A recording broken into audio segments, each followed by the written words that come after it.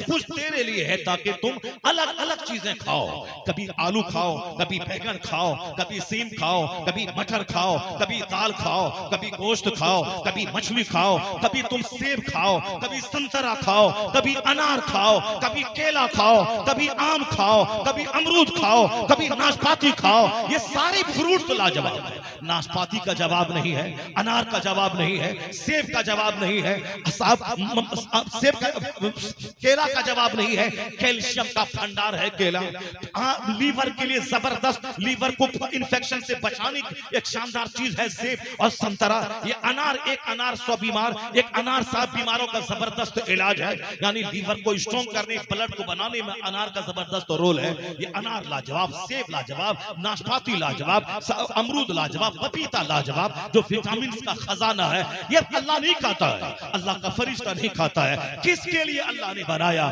یہ ساری چیزیں؟ یہ جناب انسان کے لیے اللہ نے پیدا کیا کہ تم سیزنل فروٹ کھاؤ، تم ویجیٹیبل کھاؤ، اور کبھی ڈرائی فروٹ کھاؤ، پستہ کھاؤ، کاجو کھاؤ، کشمش کھاؤ۔ یہ ڈرائی فروٹ ہے، یہ سیزنل فروٹ ہے، یہ اینول سبزی ہے، یہ سیزنل سبزی ہے، سب تیرے لیے ہے، سب تم کھاؤ۔ جب ماں کی گود میں رہو تو ماں کی چھاتی کا دودھ تیرے لیے ہے، اور جب 2 سال کے بعد دودھ حرام ہو جائے تو پھر یہ جانور بھینس کا دودھ تیرے لیے ہے یا بکری کا دودھ تیرے لیے ہے۔ 2 سال تک ماں کا دودھ پیو، اور 2 سال کے بعد 80 سال کے بڑھاپے تک یا گائے کا دودھ پیو یا بھینس کا دودھ پیو، تاکہ تیری ہڈی مضبوط ہوگی۔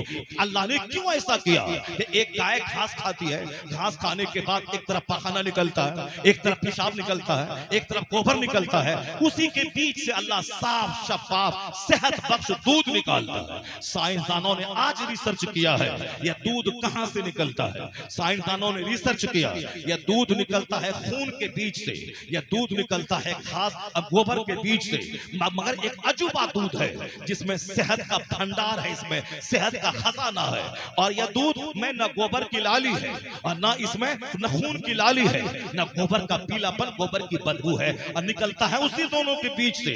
یہ نظام قدرت ہے جو انسان کے لیے اللہ نے زبردست سامان پیدا کیا ہے۔ مگر قرآن کریم نے کیا کہا؟ قرآن کہتا ہے وَإِنَّ لَكُمْ فِي الْأَنْعَامِ لَعِبْرَةً نُسْقِيكُم مِّمَّا فِي بُطُونِهِ مِن بَيْنِ فَرْثٍ وَدَمٍ لَبَنًا خَالِصًا سَائِغًا لِلشَّارِبِينَ۔ اللہ کہتا ہے اے انسان، تمہارے لیے ان جانوروں میں آنکھ کھلنے کی بات ہے، undoubtedly for you are tokens، تمہارے لیے اس جانوروں میں آنکھ کھلنے کی بات ہے۔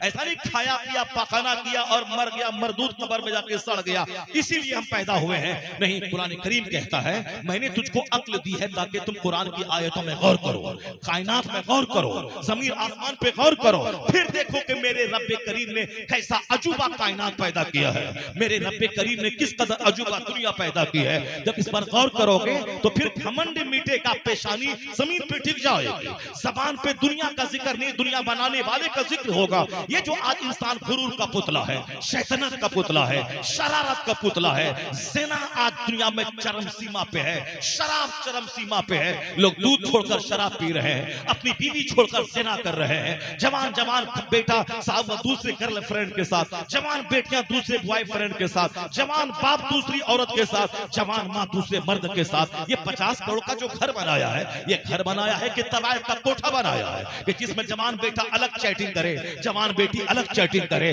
یہ دنیا کو لوگوں نے زنا سے بھر دیا ہے، دنیا کو لوگوں نے شراب سے بھر دیا ہے، اور زنا کو بڑھاوا دینے کے لیے وہ چست لباس۔ صاحب مراد آباد چلے جائیں، مردوں کے لیے کرتا پائجامہ کی دکانیں مل رہی ہے، ہر طرف عورتوں کی دکانیں سجی ہوئی ہیں، یعنی نیم برہنہ لباس، مارکیٹ آباد ہے، مردوں کا کپڑا نہیں ملتا، ہر طرف عورتوں کے کپڑے ہیں۔ شادی بیاہ میں مرد بیچارہ آیا ہے سفید تولیہ ڈال کر اور سفید لنگی سفید کرتا پہن کر، یہ عورتیں آئی ہیں صاحب زرق برق لباس پہن کر، لباس پہننے کے باوجود ان کی گردن کھلی، ان کے ہاتھ کھلے، ان کا سارا جسم لباس پہننے کے باوجود ننگا ہے۔ اب بتائیں اگر وہاں زنا ہو جائے اس کا قصوروار کون ہے؟ اگر عورتوں کی آبرو لوٹی جائے اس کا ذمہ دار کون ہے؟ اگر 10 درندے اس کو کڈنیپ کرے اور 10 باری سے زنا کرے اور پھر عورت کو ذبح کر کے 50 ٹکڑوں میں ندی میں ڈال دے، اس کا ذمہ دار کون ہے؟ اس کا ذمہ دار ہے وہ، اس کا ذمہ دار ہے چست لباس، اس کا ذمہ دار ہے بے پردگی، اس کا ذمہ دار ہے بے حیائی، اس کا ذمہ دار ہے مرد عورت دونوں کا آپس میں اختلاط۔ یہ صاحب فیشن کے نام پہ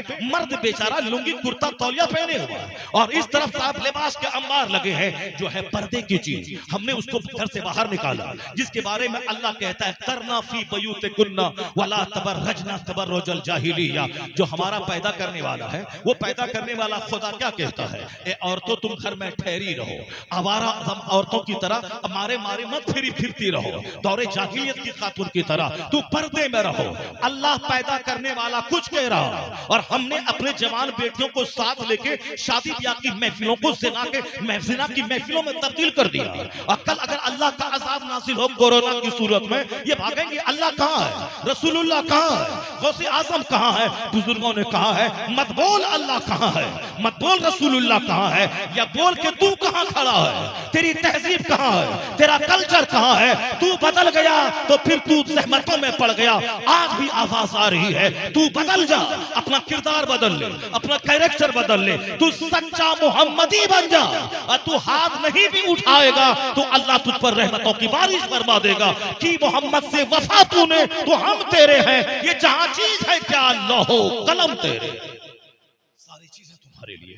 صرف دنیا نے آج ترقی میں زنا دیا ہے، زناکاری، صرف دنیا نے شراب نوشی دیا ہے، صرف دنیا نے حرام خوری دیا ہے، صرف دنیا نے سود کو بڑھایا ہے، دنیا نے دھوکہ کو بڑھایا ہے، دنیا نے اس دنیا کو طرح طرح کے خرافات واہیات کا اڈا بنا دیا ہے، جبکہ ساری نعمتیں اپنی طرف متوجہ کر رہی ہے۔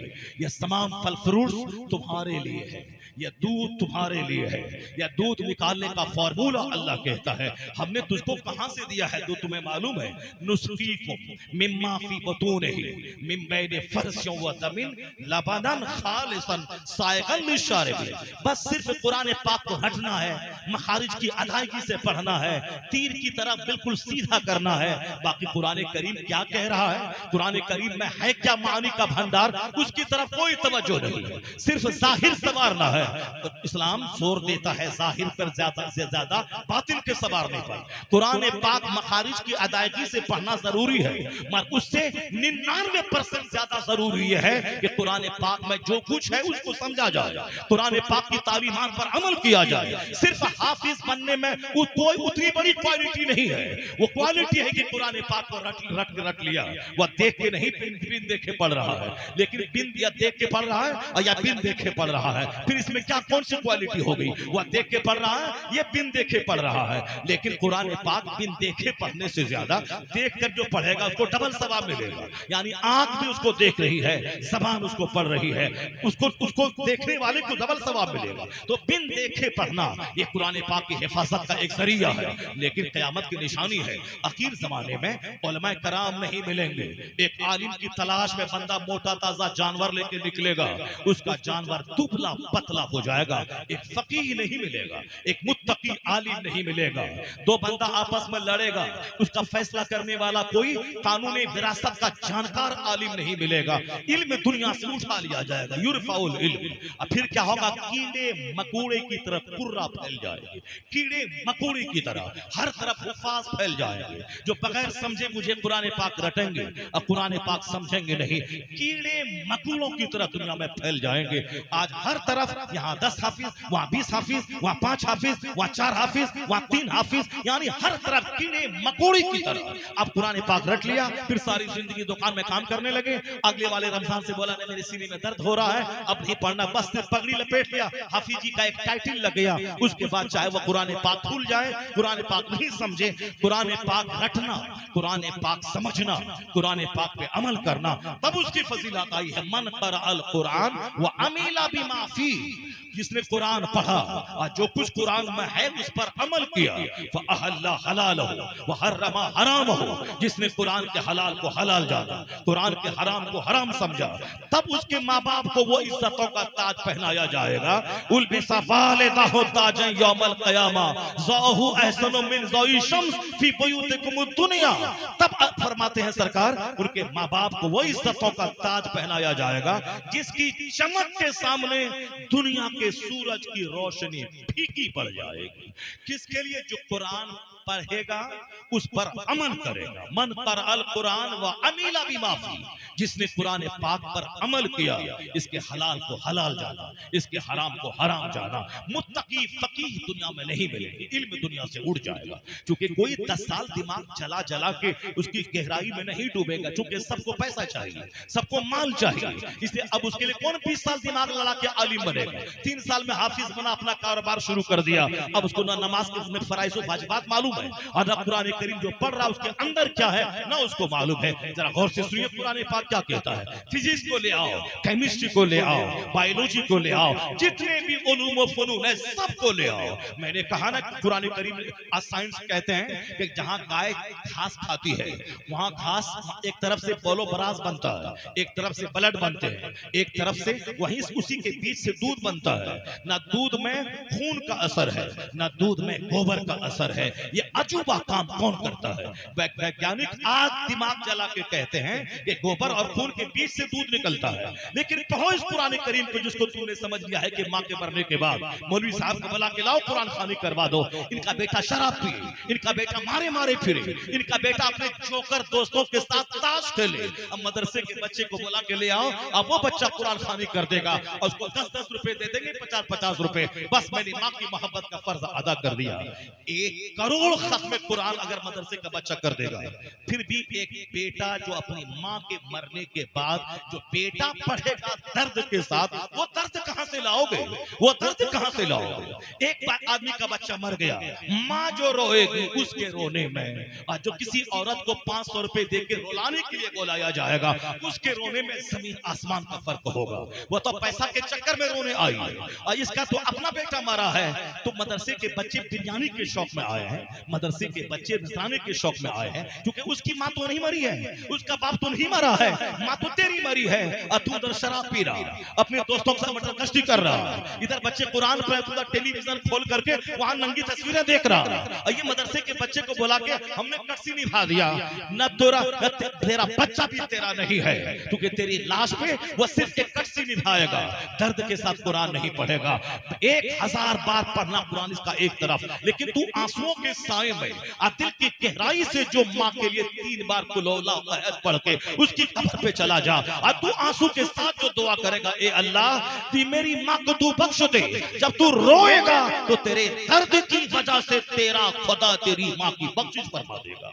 ये है वहां दर्द कक्सी दुनिया में निभाया जा रहा है, टेलीविजन देख रहा है, और यहाँ मदरसे के बच्चों को लाके बुलवाया जा रहा है। और फिर यही चकर चकर बोलेगा कि अल्लाह कहाँ है, रसूलुल्लाह कहाँ है, हर तरफ फिलिस्तीन जल रहा है, अल्लाह कहाँ है, यरूशलेम जल रहा, अल्लाह कहाँ है, या गाज़ा जल रहा, अल्लाह कहाँ है। यही बोलेगा कौन? जो सर से लेके पांव तक शरारत का पुतला है, अंग अंग में हजारों लाखों करोड़ों गुनाह पोशीदा है। झूठ का गुनाह, बदनिगाही का गुनाह, शराब का गुनाह, ज़िना का गुनाह, इकलामबाजी का गुनाह, मुश्तज़नी का गुनाह, बेपर्दगी का गुनाह, फजूलगोई का गुनाह, यानी कितने गुनाह है सर से लेके पांव तक। और उसके बाद ये कहता अल्लाह कहाँ है? अल्लाह तबारक व तआला है, वही इज्जत देने वाला, वही जिल्लत देने वाला। सिर्फ तू 5, 25, 24 घंटे में 1 घंटा निकाल दे, ज़ोहर, असर, मगरिब, इशा के लिए 1 घंटा तू निकाल, अल्लाह 24 घंटों में अल्लाह तेरे लिए बरकतें अता फरमा देगा। तू 12 घंटे दुकान में बैठ, 8 घंटे खेत में जा, अगर 1 घंटा निकाल के तू अल्लाह को फजर में सजदा कर, ज़ोहर में सजदा कर, असर में सजदा कर, मगरिब में सजदा कर, इशा में सजदा कर, उसके बाद हाथ उठा के दुआ कर। 24 घंटे में 23 घंटे खेत खलियान दुकान और बिस्तर पे, 1 घंटा रब के लिए। तो अल्लाह कहता है 1 घंटा मेरे लिए आ, नब सजदा कर, हम तुम्हारे दिन और रात को बरकतों से भर देंगे, रहमतों से भर देंगे। कौन है जो अल्लाह रब्बुल इज्जत के लिए अपना अपना टाइम दे? कौन है जो रब्बे करीम की खातिर अपनी ख्वाहिशात पे कंट्रोल लगाए? और फिर ये बोलता है कि कुरान करीम बस वही माँ बाप के मरने के बाद कुरान खानी करने के लिए बच्चों को बुलाया जाता है, वही चीज कुरान में। जरा सुनो गौर से, आज वैज्ञानिक क्या कहते हैं कि दूध निकलता है गोबर और खून के बीच से। जरा इन सारे हाफिजों से पूछो, कुरान शरीफ में एक आयत है, व इन्न लकुम फिल अनाम लइब्रा, تمہارے لیے جانوروں میں عبرت ہے، اللہ کہتا ہے وَإِنَّ لَكُمْ undoubtedly for you in the cattle are tokens for you، ان مویشیوں میں تمہارے لیے مقام عبرت ہے، اللہ کہتا ہے میں تیرے لیے نکالتا ہوں اس میں سے دودھ، نُسْقِيكُم مِمَّا فِي بُطُونِهِ مِن بَيْنِ فَرْثٍ وَدَمٍ، فرس من گوبر، دم من خون، اللہ کہتا ہے میں خون اور گوبر کے بیچ سے تیرے لیے نکالتا ہوں لبنن خالصاً سائغاً للشاربین، یعنی صاف شفاف صحت بخش دودھ میں تیرے لیے نکالتا ہوں، تیرے لیے نکالتا ہوں، تیرے لیے کہاں سے؟ من بین فرثیوں و دم، گوبر اور خون کے بیچ سے۔ تو آج 1500 سال ہو گئے قرآن کی دنیا میں نازل ہوئے، آج ویگیانکوں نے کہا ہے کہ گوبر اور خون کے بیچ سے دودھ نکلتا ہے، لیکن کس قدر فصاحت کے ساتھ قرآن کریم میں یہ بات موجود ہے کہ میں گوبر اور خون کے بیچ سے دودھ تیرے لیے نکالتا ہوں۔ قرآن سائنس کی کتاب نہیں ہے، لیکن یہاں اللہ یہ بتاتا ہے کہ میرے بندے میں تجھ کو کتنی نعمتیں دیتا ہوں، زمین آسمان سب تیرے لیے، میں جانور کے تھنوں سے گوبر اور خون کے بیچ سے دودھ تیرے لیے نکال کے میں دیا ہوں۔ یہاں چرچا ہے نعمتوں کا، اللہ رب العزت نعمت کا چرچا کر رہا ہے، لیکن اسی چرچا کی کرم میں اس پر بھی اشارہ ہو رہا ہے جو آج 1400 سال کے بعد ویگیانکوں نے دماغ جلا کر، آنکھ جلا کر، کئی سال تک کتابوں میں آنکھیں ڈال کر مطالعہ کر کے جس نتیجے پر وہ آج پہنچا ہے، یہی بیان وضاحت سے 1500 سال پہلے سے دنیا میں قرآن پاک بتا رہا ہے۔ یہ اس بات کی دلیل ہے کہ قرآن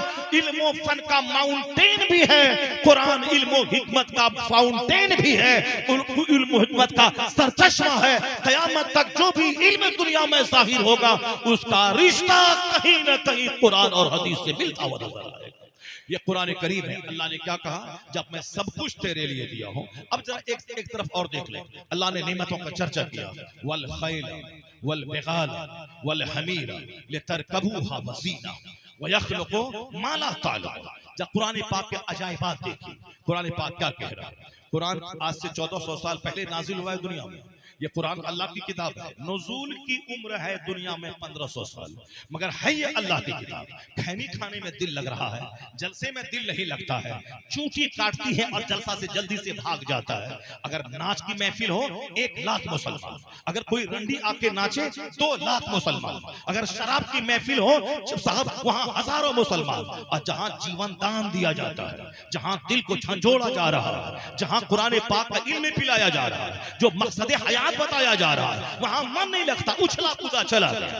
اب اگر اس کو اللہ تعالیٰ کل اچھل کود کے تڑپا کے مار دے، اللہ اسے ذلیل اور رسوا کر دے، یہ دوسروں کے سامنے 50 دروازے پہ بھیک مانگے اور 50 عامل سے تعویذ کرے اور کوئی فائدہ نہ ہو، اس کا ذمہ دار یہ مت بولنا کہ اللہ نے اس کو ذلیل کر دیا۔ اللہ نے ذلیل نہیں کیا ہے، تم نے ذلت کا سامان خود سے خریدا ہے۔ مدرسے کو تم نے اجاڑا، خانقاہوں کو تم نے اجاڑا، تم نے مدرسوں کو اجاڑا، تم نے مکتبوں کو اجاڑا، اور اس کے بعد کہتا ہے کہ اسلام کمزور ہو رہا ہے، مسلمان کمزور ہو رہا ہے۔ تو دوسری قومیں وہ اپنی درسگاہوں سے قریب ہو رہی ہے، دوسری قومیں وہ ترشول سے قریب ہو رہی ہے، دوسری قومیں زعفرانی کپڑے سے قریب ہو رہی ہے، دوسری قوموں کو اپنا مذہب بچانے اور دشمنوں کو مارنے کا پلان دماغ میں بڑھ رہا ہے، اس کے پاس ٹریننگ دی جا رہی ہے۔ اور ایک تم ہو شراب کے پیچھے پاگل ہو، زنا کے پیچھے پاگل ہو، صاحب جھوٹ کے پیچھے پاگل ہو، یہ 2-4 ذلیل سی زمین خریدنے مکان بنانے کے پیچھے کا پاگل ہو۔ مکان بن جائے، زمین خرید لیں، ایرٹیگا خرید لیں، ایک ٹرک خرید لیں، بیٹی کی شادی میں 10 لاکھ روپے پانی کی طرح بہا دیں، اب پھر ہمارا کلیجہ ٹھنڈا ہو جائے، ہم نے کچھ کام کر لیا۔ اور اس کو ایک دھن چڑھا ہے کہ تمہیں کس طرح ڈیمیج کریں، تمہیں کس طرح گھیر کے ماریں، کس قدر تیری پراپرٹی پہ قبضہ کریں۔ تو ایک مسلمان ہونے کے ناطے یہ فرض تیرا بنتا ہے کہ جب وہ دین مٹانے کے لیے تیاری کر رہا ہے تو تو بھی توبہ کر لے، نیک بن جا، قرآن پڑھ، اللہ سے لو لگا، اس کے بعد بول اگر تم نے دین مٹانے کے پلان بنا رہا ہے تو ہم نے بھی اب دین بچانے کا پلان بنایا ہے۔ اب ہم نے بھی دین بچانے کا پلان بنایا ہے، ہم نے بھی اب دین بچانے کا پلان بنایا ہے۔ فیصلہ لینا ہوگا، فیصلہ کرنا ہوگا، بتانا ہوگا زندہ رہنے کے لیے کھانا پینا ہے، نہ کہ زندگی کھانے پینے کے لیے صرف ہے۔ مکان ہے تاکہ سر چھپائے، نہ کہ مکان کا مقابلہ مقصد حیات ہے۔ کپڑا اسی لیے ہے تاکہ میں اپنا ستر چھپاؤں، نہ کہ کپڑے کا مقابلہ کرنے کے لیے میں زندہ رہوں۔ کپڑا اسی لیے ہے تاکہ ستر چھپاؤں، اور ستر اس لیے چھپاؤں تاکہ رب کی عبادت کروں۔ مکان اسی لیے ہے تاکہ مکان میں سردی گرمی برسات سے نجات پاؤں، اور نجات اس لیے پاؤں تاکہ رب کی عبادت کروں۔ کھانا اس لیے کھاؤں تاکہ میں زندہ رہوں، اور زندہ اس لیے رہوں تاکہ میں رب کی عبادت کروں۔ چونکہ اللہ نے صاف لفظوں میں کہا وَمَا خَلَقْتُ الْجِنَّ وَالْإِنسَ إِلَّا لِيَعْبُدُونِ، ہم نے انسان اور جنات کو صرف عبادت کے لیے پیدا کیا ہے، باقی روزی تجھ کو میں دوں گا۔ جب ایک اندھے سانپ کو روزی دیتا ہوں، سمندر کی گہرائی میں سانپ مچھلی کو روزی دیتا ہوں، جب ماں کے پیٹ میں خون روک کر تجھ کو پلاتا ہوں، جب ماں کی گود میں خشک چھاتی میں دودھ ڈال کر تیری غذا کا انتظام کرتا ہوں، اور جب تو کمزور رہتا ہے تیری ماں کے دل